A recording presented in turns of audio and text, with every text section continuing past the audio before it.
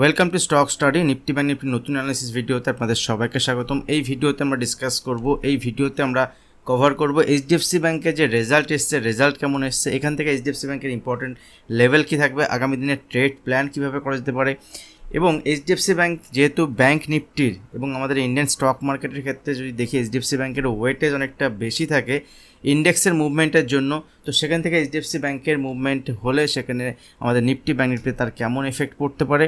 সঙ্গে সঙ্গে আমি কয়েকটা স্টক নিয়ে ডিসকাস করব যে স্টকগুলোতে লং সাইডে প্লে করা যেতে পারে বা লং সাইডে ট্রেডিং প্ল্যান করা যেতে পারে, যে স্টকগুলো লাস্ট উইকেও আমি ডিসকাস করেছিলাম, এবং সেল সাইডেও কোন স্টকগুলো দেখা যাচ্ছে সেগুলো নিয়েও ডিসকাশন থাকবে।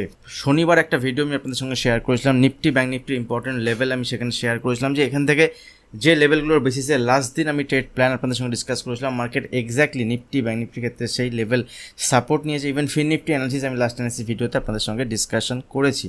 এখন যদি এইচডিএফসি ব্যাংকের একটা ওভারভিউ আমরা দেখি রেজাল্টের, এইচডিএফসি ব্যাংকের যেটা প্রফিট লস যদি দেখে নিই, এখানে মার্চ 2024 যে কোয়ার্টার অন কোয়ার্টার বেসিসে রেজাল্ট এসছে, সেই কোয়ার্টার অন কোয়ার্টার বেসিসে রেজাল্ট যদি আমরা দেখি, তাহলে এখান থেকে প্রফিট ইনক্রিজ করেছে, রেভিনিউ ইনক্রিজ করেছে, কিন্তু খুবই সামান্য।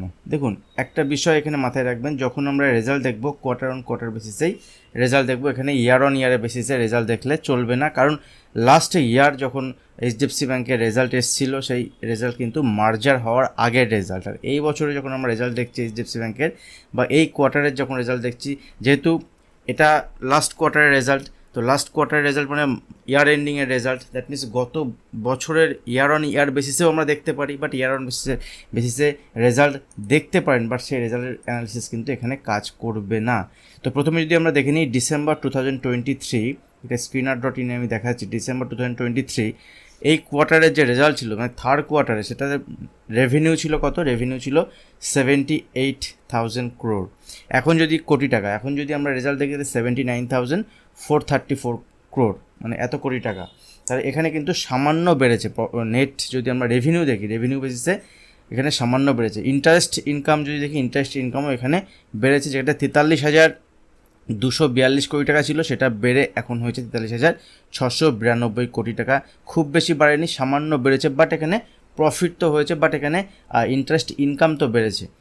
এবং এর সঙ্গে সঙ্গে যদি আমরা ওভারঅল নেট প্রফিট দেখি, নেট প্রফিটে দেখুন রেভিনিউ যতটা বেড়েছে নেট প্রফিট কিন্তু ততটা বাড়েনি, কারণ এখানে এক্সপেন্স যদি আমরা দেখি, দেখুন এক্সপেন্স কিন্তু এখানে 50,530 ছিল সেখানে কোটি টাকা, সেখানে 62,938 কোটি টাকা। এটা এক্সপেন্স তো বাড়বেই, বছর অন বছরে যদি আমরা দেখি বা কোয়ার্টার অন কোয়ার্টার যদি দেখি, এক্সপেন্স তো বাড়বেই। তো এক্সপেন্স এখানে বেড়েছে, এবং এখানে নেট প্রফিট যদি আমরা দেখি, নেট প্রফিটে অতটা বাড়েনি। 17,718 কোটি টাকার যেটা নেট প্রফিট ছিল, সেই নেট প্রফিট এখানে বেড়ে হয়েছে 18,013 কোটি টাকা, সামান্যই 300 কোটি টাকা এখানে মোটামুটি একটা প্রফিট, নেট প্রফিট যদি আমরা দেখি বেড়েছে। তো যদি আমরা একটু ডিটেলসের রেজাল্টটাকে দেখি, সেক্ষেত্রে আমি একটা পিডিএফ ওপেন করছি যে রেজাল্টটা পাবলিশ হয়েছে, সেই রেজাল্টের বেসিসে যদি দেখি, দেখুন এখানে স্ট্যান্ড অ্যালোন বেসিস, মানে এইচডিএফসি ব্যাংক একা নিজে, এইচডিএফসি ব্যাংক মার্জার হওয়ার পর অনেকটা বড় হয়েছে, তো একা নিজে কতটা এখানে রেজাল্ট কী হয়েছে। তো সেক্ষেত্রে যদি আমরা এখানে ইন্টারেস্ট ইনকাম দেখি, দেখুন ইন্টারেস্ট ইনকাম মানে এখানে ABCD করে দেওয়া আছে, ABCD এখানে দেখুন ইন্টারেস্ট ইনকাম। তো এরকম চারটে যে আদার্স ইনকাম, এই চারটে মিলিয়ে যে ইন্টারেস্ট আর্নড হয়েছে, ইনকাম হয়েছে, সেটা এখানে দেখুন বেড়েছে 31 মার্চ 2024, এবং এখানে যদি লাস্ট কোয়ার্টার দেখি 31 ডিসেম্বর 2024, তাহলে এখানে দেখুন 70,582 কোটি টাকা থেকে বেড়ে হয়েছে 71,472 কোটি টাকা। এটা হচ্ছে ইন্টারেস্ট ইনকাম টোটাল বেড়েছে। আদার ইনকাম দেখুন, আদার ইনকাম বেড়েছে, এখানে আদার ইনকাম এখানে ছিল 111.37, সেটা হয়েছে 181.66।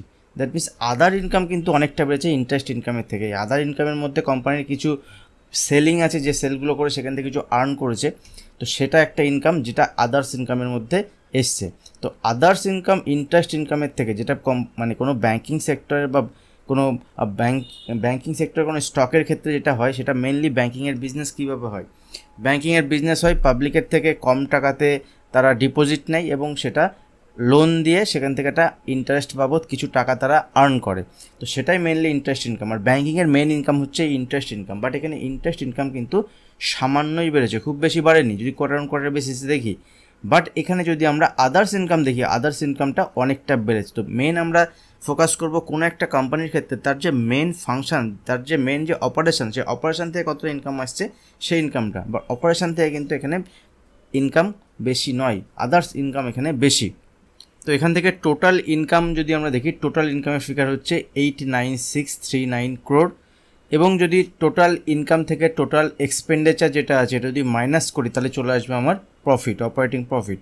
দেখুন অপারেটিং প্রফিট যদি আমরা দেখি 29,274, যেটা এখানে বেড়েছে কত না 23,647 থেকে বেড়ে হয়েছে এখানে 29,274 crore, কোটি টাকা।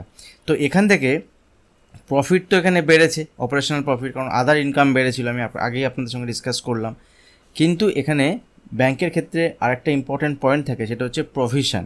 প্রভিশন মানে সিম্পল হচ্ছে এরকম যে ব্যাংক যে প্রভিশনটা রেখেছে, এখান থেকে যদি ব্যাংক যে লোন ডিসবার্স করেছে বা যে কোনো কারণেই হোক, সেই কারণটা তো এখানে নেই, যে কোনো কারণেই হোক ব্যাংক এখানে এই টাকাটা নাও পেতে পারে। সে আগে থেকে তার এখানে ব্যাংক এখানে সিম্পল এটা রিস্ক হিসেবে রেখে দিচ্ছে যে এই টাকাটা কিন্তু তার প্রভিশন হিসেবে থাকবে।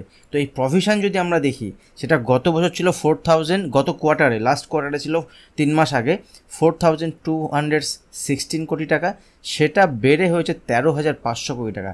এই প্রভিশনটা সিম্পল, তার যে ইনকাম হয় এই ইনকাম থেকে কিন্তু এই প্রভিশনটা মাইনাস হয়, এবং এই প্রভিশনটা মাইনাস হওয়ার জন্য দেখি টোটাল যে ব্যাংকের এখানে ইনকাম, দেখুন প্রথম ছিল কি আমি ইনকাম করেছি কত, এক্সপেন্ডিচার কত করেছি, ইনকাম মাইনাস এক্সপেন্ডিচার খরচ যেটা হচ্ছে সেখান থেকে আমার প্রফিট চলে আসবে। বাট এই প্রফিটের মধ্যে যেটা আমার এখানে প্রভিশন থাকবে, প্রভিশনটাকে মাইনাস করার পরেই আমার নেট প্রফিট আসবে। এই জন্যই দেখুন এখানে নেট প্রফিট যদি আমরা দেখি, নেট প্রফিট বেসিসে যদি আমরা দেখি 14 নম্বর এখানে, তাহলে কিন্তু নেট প্রফিট এখানে 16,372 কোটি টাকা থেকে স্ট্যান্ড অ্যালোন বেসিসে 16,511 কোটি টাকা এখানে নেট প্রফিট। আর এই প্রফিট কিন্তু খুব একটা বেশি বাড়েনি, এই কারণেই কারণ ব্যাংক এখানে প্রভিশন বেশি রেখেছে। এবার কেন ব্যাংক প্রভিশন বেশি রেখেছে সেটা তো এখানে কোথাও লেখা নেই, যে কোনো কারণে হোক বা আরবিআই বিভিন্ন গাইডলাইন্স দিয়েছিল তার জন্য এখানে হয়তো প্রভিশন বেশি রাখতে হতো, যে কোনো কারণে হোক ব্যাংকের যেহেতু প্রভিশন বেশি রেখেছে, ভয় ব্যাংকের বেশি আছে, আগামী দিনে কী কারণে ভয় তা আমিও জানি না, তো এখানে কোথাও লেখাও নেই, তার জন্য এখানে নেট প্রফিট বেড়েছে। এর সঙ্গে সঙ্গে ব্যাংকিংয়ের ক্ষেত্রে আরেকটা ইম্পর্টেন্ট, তার মানে প্রফিট কিন্তু এখানে খুব একটা বাড়েনি ব্যালেন্স শিটে। এর সঙ্গে সঙ্গে আরেকটা ইম্পর্টেন্ট বিষয়, সেটা হচ্ছে এনপিএ, নন পারফর্মিং অ্যাসেট, মানে যে টাকাটা ব্যাংক তুলতে পারছে না, মানে ব্যাংক ঘোষণা করে দিয়েছে যে এই টাকাটা সে তুলতে পারছে না, লোন দেওয়া হোক বা যে কোনো কারণে হোক, সেই এনপিএর পরিমাণ যদি আমরা দেখি এখানে নেট এনপিএ, গ্রস এনপিএ যদি দেখি তাহলে 31011 ছিল এখানে, ঠিক আছে, 31,011 crore, সেখান থেকে এখানে সামান্য বেড়েছে, খুব বেশি বাড়েনি। যদি আমরা গ্রস এনপিএ দেখি, গ্রস এনপিএ এখানে পার্সেন্টেজ ওয়াইজ যদি দেখি তাহলে 1.26% ছিল, সেখান থেকে সামান্য কিন্তু এখানে কমেছে। এবং এই যে এনপিএ, এই এনপিএর খুব একটা বেশি চেঞ্জ ব্যাংকের ক্ষেত্রে হয়নি। দ্যাট মিনস যদি আমরা রেজাল্ট বলি, এইচডিএফসি ব্যাংকের রেজাল্ট কেমন হয়েছে, তাহলে ওভারঅল একটা ওকে রেজাল্ট, খুব ভালো রেজাল্ট তো হয়নি, খুব খারাপ রেজাল্টও কিছু হয়নি। তাহলে এখান থেকে এইচডিএফসি ব্যাংকের ইম্পর্টেন্ট রেজাল্ট কী থাকবে, ইম্পর্টেন্ট লেভেল কী থাকবে, দেখুন ইম্পর্টেন্ট লেভেল যদি আমরা দেখি, আমি চার্টে চলে যাব, সবথেকে বড় বিষয় হচ্ছে কোনো ব্যাংকিং সেক্টর বা কোনো স্টকের ক্ষেত্রে রেজাল্ট অ্যানালিসিস করার সময় রেজাল্ট দেখার পরে আপনাকে দেখতে হবে যে স্টক এখন কোথায় ট্রেড করছে। যদি আমরা দেখি এই যে রেজাল্ট হয়েছে এটা ওকে রেজাল্ট, এবং ওভারঅল খুব খারাপ রেজাল্ট নয়, খুব ভালো রেজাল্ট তো নয়। তো এই ওকে রেজাল্টের ফলে কিন্তু এইচডিএফসি ব্যাংকের যেহেতু লাস্ট যদি আমরা এই উইকলি চার্ট দেখি, একটা সিম্পল জিনিস আপনি বুঝতে পারবেন, উইকলি চার্টে এইচডিএফসি ব্যাংকে যদি আমরা লেভেল দেখি তাহলে অলমোস্ট 2020 পরের থেকে আর যে 2024 এইচডিএফসি ব্যাংক একটা রেঞ্জের মধ্যেই আছে, এবং এখানে কিন্তু বড় কোনো মুভমেন্ট হয়নি। 4 বছরে যে ইনভেস্টাররা এখানে আছে তারা কোনো বড় প্রফিটও পায়নি। সেই তুলনায় যদি আমরা আইসিআইসিআই ব্যাংকের ক্ষেত্রে দেখি, আইসিআইসিআই ব্যাংকের একটা ভালো মুভমেন্ট হয়েছে, এবং আইসিআইসিআই ব্যাংকের ব্যালেন্স শিট যদি আপনি দেখেন তাহলে দেখবেন কন্টিনিউ আইসিআইসিআই ব্যাংকের সব কিছুই এখানে আপগ্রেডেশন হয়েছে, এবং সব কিছুই এখানে প্রফিট বলুন সব কিছু দেখবেন বেড়েছে। এবং এই এনপিএ যেটা এসছে, মেবি আগামী দিনে এনপিএ আইসিআইসিআই ব্যাংক বা অন্যান্য ব্যাংকের ক্ষেত্রেও আসতে পারে, যদি আরবিআই গাইডলাইন্সের জন্য হয়, সেক্ষেত্রে কিন্তু আমরা বুঝতে পারবো যে এই প্রবলেমটা শুধুমাত্র এইচডিএফসি ব্যাংকের নয়, সরি প্রভিশন যেটা এসছে, তো প্রভিশনটা কিন্তু শুধুমাত্র এই ব্যাংকের, যদি অন্যান্য ব্যাংকের রেজাল্টে আমরা এই প্রভিশন দেখতে পাই যে গত কোয়ার্টারের থেকে প্রভিশন বেড়েছে, তাহলে ঠিক আছে। বাট এই যে প্রভিশন কেন বেড়েছে, এটা একটা ইম্পর্টেন্ট পয়েন্ট। তো যেখান থেকে যদি আমরা দেখি কোনো সেই রেঞ্জের মধ্যেই আছে, বড় কোনো রেঞ্জ ব্রেক করেনি, রেঞ্জের আপার লেভেল লোয়ার লেভেলেও নেই। লাস্ট কদিন ধরে এই মাসে যদি দেখি, এই মাসে এইচডিএফসি ব্যাংকের একটা মুভমেন্ট লোয়ার লেভেল থেকে দেখেছি, এবং লোয়ার লেভেল যদি দেখি এইচডিএফসি ব্যাংকের প্রায় 10% মুভমেন্ট হওয়ার পরে সামান্য নিচে আসার পরে আবার একটা লাস্ট দিনে একটা মুভমেন্ট পজিটিভ সাইডে দিয়েছে। তো এই এইচডিএফসি ব্যাংকের যে মুভমেন্ট, তার উপরে ডিপেন্ড করে ব্যাঙ্ক নিফটির মুভমেন্টটা, কারণ এইচডিএফসি ব্যাংকের মোটামুটি 25% কন্ট্রিবিউশন আছে ব্যাঙ্ক নিফটিতে। ব্যাঙ্ক নিফটির 25% কন্ট্রিবিউশন, তার থেকে বেশি কন্ট্রিবিউশন এই এইচডিএফসি ব্যাংক থেকে আসে। সুতরাং এইচডিএফসি ব্যাংকের মুভমেন্টের উপর ডিপেন্ড করবে। আগামীকাল ব্যাঙ্কেক্স যেটা আছে, ব্যাঙ্কেক্সের এক্সপায়ারি। ব্যাঙ্কেক্সটা কি? ব্যাঙ্কেক্সটা হচ্ছে যেমন আমরা এনএসসিতে মানে ন্যাশনাল স্টক এক্সচেঞ্জের ক্ষেত্রে আমরা যখন ট্রেড করি সেক্ষেত্রে ব্যাঙ্ক নিফটি থাকে, এবং যদি আমরা সেন্সেক্সের ক্ষেত্রে বিএসসিতে ট্রেড করি সেক্ষেত্রে কিন্তু ওখানে যে ব্যাঙ্কিং সেক্টর যে স্টকগুলো আছে সেগুলো মিলেই ব্যাঙ্কেক্স। আর ব্যাঙ্কেক্সের সবথেকে বেশি ওয়েটেজ হচ্ছে আইসিআইসিআই ব্যাঙ্কের। আর যদি আমরা এনএসসিতে দেখি ব্যাঙ্ক নিফটিতে, সেখানে সবথেকে বেশি ওয়েটেজ এখানে এইচডিএফসি ব্যাংকের। খুব বেশি ফারাক নেই, খুব বেশি ডিফারেন্স নেই, সামান্যই ডিফারেন্স। বাট এই দুটো ব্যাংক কিন্তু ব্যাঙ্ক নিফটি বা ব্যাঙ্কেক্সের মুভমেন্টের জন্য দায়ী। তো এখান থেকে ইম্পর্টেন্ট লেভেল কী থাকবে দেখুন, যদি এখানে গ্যাপ আপ ওপেন হয়ে যায় এই রেজাল্টের পরে, লাস্ট দিন যেহেতু একটা মুভমেন্ট এসছে এবং লাস্ট দিন একটা এনগালফিং ক্যান্ডেলস্টিক প্যাটার্ন এখানে তৈরি হয়েছে, যদি এখান থেকে মোর দ্যান 1% 2% মুভমেন্ট হয়ে যায়, যদি এখান থেকে ধরুন 1.5% 2%-এর মুভমেন্ট হয়ে গেল, সেক্ষেত্রে যেখানে ক্লোজ দিয়েছে 1530 থেকে যদি 1545-50 কাছে ওপেন হয়ে যায়, সেক্ষেত্রে এখানে বড় ট্রেড সেট আপ থাকবে না। ঠিক আছে, এই যে ক্যান্ডেলটা তৈরি হয়েছে, ক্যান্ডেলের 50% যদি 1500 লেভেলের উপরে সাস্টেন করে, 1510-এর উপরে সাস্টেন করে, তো ঠিক আছে, নিচে এলে এখানে বাইং অপরচুনিটি হতে পারে। বাট যদি নিচে আসে বাইং অপরচুনিটি হতে পারে। উপরের দিকে একটা লেভেল ইম্পর্টেন্ট 1580, এখানে দেখুন এই যে হাইটা আছে, লাস্ট টাইম যে হাই বানিয়েছিল 1560, ঠিক আছে, 1560-এর উপরে যদি মুভমেন্ট হয়, নিচে এলে এখান থেকে যদি রিভার্সাল দেখায়, যদি অপশান চেন ডেটা বা যদি এখানে ফিউচার ডেটা যদি লং বিল্ড আপ হয়, সেক্ষেত্রে উপরের দিকে মুভমেন্ট দেখাতে পারে। এবং উপরের দিকে 1550 থেকে 60-এর লেভেল ইম্পর্টেন্ট। এই লেভেলের উপর ব্রেক করলে এখান থেকে 1580 থেকে 1600 লেভেল পর্যন্ত একবার এই স্টক যেতে পারে। বাট উপরের দিকে গেলেও এই লেভেল থেকে আবার নিচের দিকে ফল আসতে পারে, এটা মাথায় থাকবে। কিন্তু উপরের দিকে গেলেই যে এইচডিএফসি ব্যাংক এখান থেকে ফুরে উপরের দিকে মুভমেন্ট হবে, এরকমটি আমি পার্সোনালি মনে করছি না। আর যদি এখান থেকে কোনো কারণে গ্যাপ ডাউন ওপেন হয়, গ্যাপ ডাউন ওপেন হলে 1500-এর উপরে সাস্টেন করলে ঠিক আছে, 1500 নিচে যদি এখানে সাস্টেন করতে না পারে, 1500 নিচে চলে আসে, সেক্ষেত্রে স্টক উইক হবে এবং ফাইনালি সেলিং অপরচুনিটি হবে 1480-র নিচে। এখানে সেল করলে আবার নিচের দিকে এখানে 1440 1420 লেভেল পর্যন্ত আসতে পারে। সুতরাং ইম্পর্টেন্ট লেভেলের বেসিসে ট্রেড প্ল্যান করা যেতে পারে। যদি গ্যাপ ওপেন হয়, গ্যাপ ওপেন হলে এখানে 1550-60-এর লেভেলে এখানে কিছু করা যাবে না। নিচে এলে যদি এখান থেকে নিচে এসে যদি 1540-45 কাছে এসে যদি আবার রিভার্সাল নেয়, সেক্ষেত্রে অপরচুনিটি হতে পারে। বা যদি এখানে গ্যাপ ডাউন ওপেন হওয়ার পরে 1500-এর উপরে সাস্টেন, 1510-এর উপরে সাস্টেন করে, দ্যাট ইজ গুড। বাট 1500 নিচে যদি এখান থেকে স্টক কোনো কারণে নিচে আসে, সেক্ষেত্রে কিন্তু নিচের দিকে মুভমেন্ট হবে। উপরের দিকে গেলে 1560-70-এর উপরে, 1560-এর উপরে এখানে 1580 1600 লেভেল পর্যন্ত দেখাতে পারে। এখন যদি আমরা নিফটি ব্যাঙ্ক নিফটির ক্ষেত্রে ইম্পর্টেন্ট লেভেল দেখি, দেখুন নিফটি উইকলি যদি আমরা ক্যান্ডেল দেখি, একটা বুলিশ ক্যান্ডেল, অনেকে হ্যামার ক্যান্ডেল বলবেন, বাট এই যে রেঞ্জের মধ্যে নিফটি আছে, যদি নিফটিকে আমরা দেখি, এখানে দেখুন যে রেঞ্জ, এখানে আমি উইকলি চার্ট আপনাদের দেখাচ্ছি, এখনও পর্যন্ত নিফটি সেই জানুয়ারি মাসের যে রেঞ্জ, সেই রেঞ্জের মধ্যেই আছে এবং উপরের দিকে কোনো রেঞ্জ ব্রেক করেনি। এবং যেখানে নিফটি এখন ক্লোজ দিয়েছে, এটা যদি আমরা দেখি ফেব্রুয়ারি মাসের 3rd উইকের থেকে এপ্রিল মে, মোটামুটি 2 মাস ধরে এই রেঞ্জের মধ্যেই মার্কেট আছে। তো এখান থেকে নেক্সট উইকে যদি মুভমেন্ট হয় উপরের দিকে, একটা বুলিশ ক্যান্ডেল তো আমরা ডেলি বেসিসে দেখেছি, এবং যদি বুলিশ ক্যান্ডেলের বেসিসে উপরের দিকে মুভমেন্ট হয়, তাহলে সেক্ষেত্রে উপরের দিকে মুভমেন্ট হলে এখানে 22,400 পর্যন্ত একটা মুভমেন্ট দেখাতে পারে।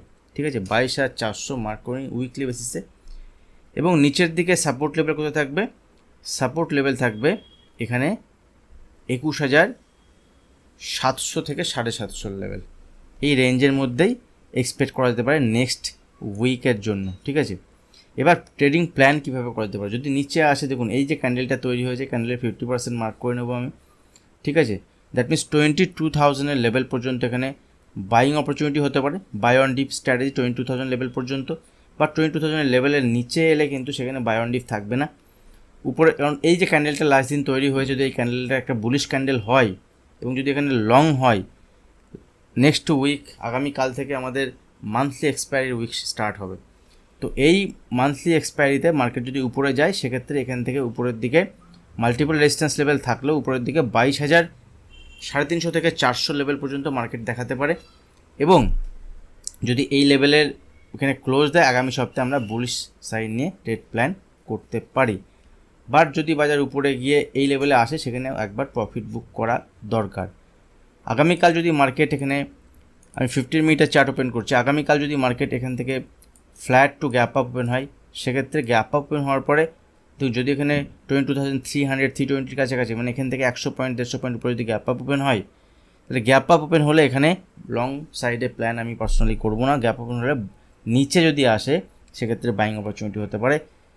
বাট যদি গ্যাপ ওপেন হওয়ার পরে উপরের দিকে মুভমেন্ট হয়, সেক্ষেত্রে যদি পজিশান থাকে সেখানে বুক করাতে পারে, নতুন করে পজিশান নয়। কারণ গ্যাপ আপ ওপেন হওয়ার পর যেহেতু এত বড় র্যালি এখানে দিয়েছে, লাস্ট ডে আমরা দেখেছি একটা মুভমেন্ট পজিটিভ সাইডে হয়েছে, যদি গ্যাপ ওপেন হয় নিচের দিকে প্রফিট বুকিং আসবে এবং প্রফিট বুকিং এলে সেখানে বাইং অপরচুনিটি হতে পারে। গ্যাপ ওপেন হওয়ার পর যদি তুরন্ত উপরের দিকে যায়, সেক্ষেত্রে আমি এখানে পার্সোনালি কোনো ট্রেড নেব না।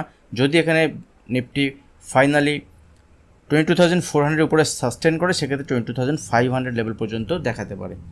বাট নিচের দিকে আমার ইম্পর্টেন্ট সাপোর্ট লেভেল কী থাকবে এই মুহূর্তে নিফটির ক্ষেত্রে? নিচের দিকে সাপোর্ট লেভেল 22,000 থেকে 22,025 লেভেল ইম্পর্টেন্ট বাইং লেভেল হতে পারে, যদি এখানে সাপোর্ট নেই, যদি এখানে ইন্টারডে বেসিসে মার্কেট আসে, যদি কোনো কারণে গ্যাপ ডাউন ওপেন হয়ে যায়, গ্যাপ ডাউন ওপেন হওয়ার পরে যদি নিচে আসে, সেক্ষেত্রে 22,000 পর্যন্ত ঠিক আছে, বাট 22,000 নিচে মার্কেট উইক থাকবে। ব্যাঙ্ক নিফটির ক্ষেত্রে যদি কি, ব্যাঙ্ক নিফটিতে উইকলি চার্টে একটা হ্যামার ক্যান্ডেল তৈরি হয়েছে, বাট সেই হ্যামার ক্যান্ডেল যদি আমরা দেখি, দেখুন সেই ডিসেম্বর মাসের যে রেঞ্জ, ডিসেম্বর মাস থেকে আজকে মার্চ, এপ্রিল, মে, ধরুন এপ্রিল মাসের 15 হয়ে গেছে, 20 হয়ে গেছে, তো এখনও পর্যন্ত কিন্তু সেই ডিসেম্বর থেকে 4-5 মাস ধরে একটা রেঞ্জের মধ্যেই মার্কেট আছে, কোনো বড় মুভমেন্ট এখানে নেই মার্কেটে। তো উইকলি বেসিসে দেখুন, উইকলি বেসিসে এখানে উপরের দিকে যতক্ষণ না পর্যন্ত এই হাইকে ব্রেক করে এর উপরে ক্লোজ না দিচ্ছে, তখন বড় কোনো ট্রেড সেট আপ তো নেই, ঠিক আছে। কারণ এখানে উপরের দিকে এইভাবে কিন্তু একটা খারাপ চার্ট প্যাটার্নও তৈরি হতে পারে, বাট এখনও পর্যন্ত তার কোনো সাইন নেই, কারণ মার্কেট 4-5 মাস ধরে একটা রেঞ্জ বানাচ্ছে, ঠিক আছে, 4-5 মাস ধরে। এবার মার্কেট যদি এই লেভেলের রেঞ্জের মধ্যে থাকে, এখানে বড় ট্রেড প্ল্যান নেই, বাট ইন্টারে বেসিসে এখানে রেঞ্জটা কিন্তু খুব ছোটও নয়, এই রেঞ্জের মধ্যে ট্রেড প্ল্যান করা যেতে পারে। দেখুন এখানে যদি আমি 1 ডে বেসিসে দেখি, 1 ডে বেসিসে সেই একই রেঞ্জ, এখান থেকে লাস্ট দিন একটা ভালো ক্যান্ডেল তৈরি হয়েছে, যদি বড় গ্যাপ আপ ওপেন হয় এখানে 47,900 48,000, দ্যাট মিনস এখান থেকে 200-300 পয়েন্ট উপরেও যদি গ্যাপ আপ ওপেন হয় 47,800, বাট এখানে ট্রেড প্ল্যান থাকবে না। আমি 15 মিনিটের চার্ট ওপেন করছি বা 5 মিনিটের চার্ট ওপেন করছি, দেখুন এখান থেকে উপরের দিকে এক্স্যাক্টলি রেজিস্ট্যান্স লেভেলের কাছে কিন্তু ক্লোজ দিয়েছে। তো যদি এখান থেকে 200-300 পয়েন্ট গ্যাপ ওপেন হয় 47,800 47,900, সেখানে কিন্তু ট্রেড প্ল্যান থাকবে না। তো যদি নিচে আসে গ্যাপ ওপেন হওয়ার পরে, নিচে এলে সেখানে বাইং অপরচুনিটি হতে পারে, কোথায় না 47,700 750 এসব লেভেলের কাছে যদি নিচে আসে গ্যাপ ওপেন হওয়ার পরে। যদি ফ্ল্যাট ওপেন হয়, ফ্ল্যাট ওপেন হওয়ার পরে এখানে 47,300 400 লেভেল সাপোর্ট লেভেল থাকবে ইনিশিয়ালি, এই লেভেলের উপরে থাকলে ঠিক আছে। এবং ফাইনালি যদি এখান থেকে 47,600 650 লেভেলকে ব্রেক করে উপরের দিকে 47,800 থেকে 48,000 লেভেল পর্যন্ত দেখাতে পারে। এই 48,000 লেভেলের উপরে সাস্টেন যদি করে, পরের দিন নেক্সট দিন যদি সাস্টেন করে, সেক্ষেত্রে উপরের দিকে আবার ট্রেড প্ল্যান করা যেতে পারে। আমি ডেইলি অ্যানালিসিস ভিডিও আপনাদের সঙ্গে শেয়ার করতে থাকি। নিচের দিকে যদি 47,400 নিচে যদি সাস্টেন করে, এক্ষেত্রে ছোটোখাটো কোয়ান্টিটিতে সেলিং প্ল্যান করা যেতে পারে, 150-200 পয়েন্টের মুভমেন্টের জন্য 47,200 পর্যন্ত দেখাতে পারে। বোথ সাইড আমি অ্যানালিসিসের জন্য শেয়ার করছি। মার্কেটে যখনই ডিফারেন্ট সিচুয়েশান তৈরি হবে, ইন্টারডে বেসিসে কীভাবে ট্রেড প্ল্যান করবে, ইন্টারডে বেসিসে যখনই ডেটা তৈরি হবে তার বেসিসে আপনাকে ট্রেড প্ল্যান করতে হবে। বাট একটা ভিউ মার্কেটে থাকে, বাট ইন্টারডে বেসিসে যেভাবে ডেটা তৈরি হবে, যেভাবে আপনার প্রাইজেশন দেখাবে, তার উপরেই আপনাকে ট্রেড প্ল্যান করা যেতে পারে। ইন্টারডে বেসিসে আমি পাবলিক গ্রুপে, আপনারা এখন যারা পাবলিক টেলিগ্রাম চ্যানেলে জয়েন করেনি, পাবলিক টেলিগ্রাম চ্যানেলে জয়েন করতে পারেন, সম্পূর্ণ ফ্রি। বিভিন্ন আপডেট থাকলে, ভিডিও বানানোর পরে ইম্পর্টেন্ট লেভেল দেওয়ার থাকলে আমি ওখানে শেয়ার করি। বাট ইন্টারডেতে কীভাবে আমি ট্রেড প্ল্যান করছি, কোন স্টকে কীভাবে আমি ভিউ দেখছি, সেগুলো আমি ট্রেড সেট আপ কীভাবে তৈরি হচ্ছে সেগুলো আমি ডিসকাশন করতে থাকি। আমি কীভাবে প্ল্যান করছি সেগুলো আমি ডিসকাশন প্রিমিয়াম গ্রুপ বা স্টক স্টাডি সাপোর্টার গ্রুপে আমি শেয়ার করতে থাকি। তো লার্নিং পারপাস আপনি ওখানে জয়েন হতে পারেন। বিভিন্ন ট্রেড সেট আপ থাকে, বাট যারা মার্কেটে 3 মাস 6 মাস কাজ করছেন তারাই ওখানে জয়েন হতে পারেন। একদম যারা নতুন মার্কেটে এসেছেন তাদের জন্য ওই গ্রুপটা নয়। দেখুন, স্টকের ক্ষেত্রে লাস্ট উইকে বেশ কয়েকটি স্টক আমি আপনাদের সঙ্গে শেয়ার করেছিলাম। তার মধ্যে যদি ইম্পর্টেন্ট স্টক দেখি, ট্রেন্ড লাস্ট দিন আমি আপনাদের সঙ্গে শেয়ার করেছিলাম। ট্রেন্ডে কিন্তু এখান থেকে নিচের দিকে একটা ভালো, উপরের দিকে একটা ভালো সেট আপ তৈরি হয়েছে। নিচের দিকে মুভমেন্ট হলেও দেখুন এখানে সেই ব্রেকআউট লেভেলের কাছে ট্রেড করছে, খুব ভালো সেট আপ আছে এখান থেকে। এবং ট্রেন্ড এখন ট্রেড করছে 4150-60 কাছাকাছি, ঠিক আছে, 4158। যদি আগামীকাল ট্রেন্ড এখানে ফ্ল্যাট ওপেন হয় বা অল্প গ্যাপ ওপেন হয়, সেক্ষেত্রে ট্রেড প্ল্যান দেখাতে পারে লং সাইডে উপরের দিকে এখানে 4200, 4300, 4400 লেভেল পর্যন্ত দেখাতে পারে। নেক্সট মান্থের যারা ফিউচার অপশনে ট্রেড করে সেক্ষেত্রে নেক্সট মান্থের জন্য এখানে ট্রেড প্ল্যান দেখা যেতে পারে। স্টকটি ভালো লাগছে, বাট কোনো বাইং সেলিং রিকমেন্ডেশন নয়। দেখুন, এখান থেকে যদি কেউ বাইং সাইডে প্ল্যান করে সেক্ষেত্রে ছোটোখাটো স্টপ লস এখানে ইউজ করা যেতে পারে, যেটা গত দিনের ওপেনিং প্রাইস সেখানেও করা যেতে পারে। যারা রিস্ক বেশি, তারা পজিশনাল বেশি যারা কাজ করেন সেক্ষেত্রে আপনি এই লেভেলের নিচে এখান থেকে 1-150 পয়েন্ট নিচে এখান থেকে 2% বেশি স্টপ লস ইউজ করতে পারেন। সম্পূর্ণ ডিপেন্ড করবে আপনার অ্যানালিসিসের উপরে, আপনার সেট আপের উপরে, আপনি কীরকম ট্রেড করেন। আপনি পজিশনাল করলে একরকম, সুইং করলে একরকম, অপশন ট্রেডিং করলে একরকম, ফিউচার ট্রেড করলে একরকম। তো অ্যানালিসিস করার পরে আপনার ট্রেড সেট আপ দেখবেন। আরেকটা স্টক হচ্ছে হেলটা তো আমি অনেকদিন আগে থেকে আপনাদের সঙ্গে শেয়ার করছি। মোস্ট প্রবাবলি এই যে র্যালি যেখান থেকে স্টার্ট হয়েছিল, এই যে 20 মার্চ, এখান থেকে আমি শেয়ার করেছিলাম এবং এখান থেকে একদম আমাদের টার্গেট ছিল মোটামুটি 4000-এর কাছাকাছি, অলমোস্ট দেখুন 3750। তো সেট আপও ভালো লাগছে। লাস্ট দিন এখান থেকে একদম লোয়ার লেভেল থেকে একটা রিকভারি এসছে এবং একদম হায়ার কাছাকাছি ক্লোজ দিয়েছে। তো এই স্টকটিতে নজর রাখতে পারেন। এবং একটা bullish engulfing candlestick pattern, single candlestick pattern এখানে তৈরি হয়েছে। তো এই স্টকটার উপর নজর রাখতে পারেন। স্টকটা বাই অন ডিপ থাকবে। অ্যাটলিস্ট এই যে এখান থেকে লাস্ট দিন যে ক্যান্ডেলটা তৈরি হয়েছে, এই যে বডি আছে, বডির 50% পর্যন্ত স্টপ লস ইউজ করে এখানে কাজ করা যেতে পারে। উপরের দিকে একটা টার্গেট কিন্তু দেখাতে পারে। যারা অপশন ফিউচার ট্রেড করেন সেক্ষেত্রে নেক্সট মান্থের জন্য এখানে দেখতে পারেন। স্টপ লস অবশ্যই ছোটো ইউজ করতে হবে স্টপ লসের, কারণ স্টকটা যদি আমরা দেখি উইকলি বেসিসে, দেখুন এখান থেকে একদম উইকলি বেসিসে একদম লোয়ার লেভেল থেকে যদি আমরা দেখি একটা ভালো মুভমেন্ট কিন্তু পজিটিভ সাইডে চলছে। টপ বলতে পারবো না টপ কোথায় হবে, কারণ এখনও পর্যন্ত টপ হওয়ার কোনো সাইন নেই। যে কোনো দিন সাইন দেখাতে পারে, তখন আবার আমি আপনাদের সঙ্গে ডিসকাশন করব। বার্জার পেইন্ট আমার শর্ট সাইডে আমি ট্রেড শেয়ার করেছিলাম আপনাদের সঙ্গে এই লেভেলে, এবং দুদিন ধরে দেখেছি বার্জার পেইন্টে একটা ফল হয়েছে। তো বার্জার পেইন্টে এখান থেকে ফল আরও কন্টিনিউ হতে পারে দুদিন আগে আমি শেয়ার করেছিলাম স্টকটিতে। HAL হিন্দুস্তান ইউনিলিভারও শেয়ার করেছিলাম বাইং সাইডে। তারপরের দিন সেভাবে মুভমেন্ট হয়নি। তারপরের দিন আমরা দেখেছি মার্কেটে যখনই একটু মুভমেন্ট হয়েছে পজিটিভ সাইডে, স্টকটা কিন্তু খুব ভালো মুভমেন্ট হয়েছে, ট্রেন্ড ছিল। আরও কিছু স্টক দেখা যেতে পারে। তার মধ্যে একটা ইম্পর্টেন্ট স্টক হচ্ছে ব্যাঙ্কিং সেক্টরের ক্ষেত্রে কানাড়া ব্যাঙ্ক। এখান থেকে পজিশনালি আপনি দেখতে পারেন। কানাড়া ব্যাঙ্কের ক্ষেত্রে যদি আমরা দেখি, স্টকটিতে 1 ডে চার্টে একটা ভালো এখান থেকে লোয়ার লেভেল থেকে একটা মুভমেন্ট এসছে। তো এই স্টকটি নজর রাখতে পারেন। যদি এখান থেকে 584-এর উপরে মুভমেন্ট হয় আগামী দিনে, সেক্ষেত্রে উপরের দিকে 595 এবং 620 পর্যন্ত টার্গেট নেক্সট 1-2 দিনে নয়, নেক্সট 1-2 সপ্তাহের মধ্যে আসতে পারে। সেক্ষেত্রে যদি আমরা এখান থেকে স্টকটিতে দেখি যে পজিশনে আছে, এখান থেকে 7-8% মুভমেন্ট উপরের দিকে দেখাতে পারে। তবে ওভারঅল ডিপেন্ড করবে যে ছোট্ট স্টপ লস কিন্তু এখানে এই ক্যান্ডেলের লোকে ইউজ করা যেতে পারে। আর আমি আবারও বলছি যে নিজে অ্যানালিসিস করার পরে এখানে ট্রেড সেট আপ নেবেন। যার যেমন এখানে রিস্ক নেওয়ার ক্ষমতা আছে, যে যেমন স্ট্র্যাটেজি ইউজ করেন তার বেসিসে অপশনের ক্ষেত্রে আলাদা হবে, ফিউচারের ক্ষেত্রে আলাদা হবে।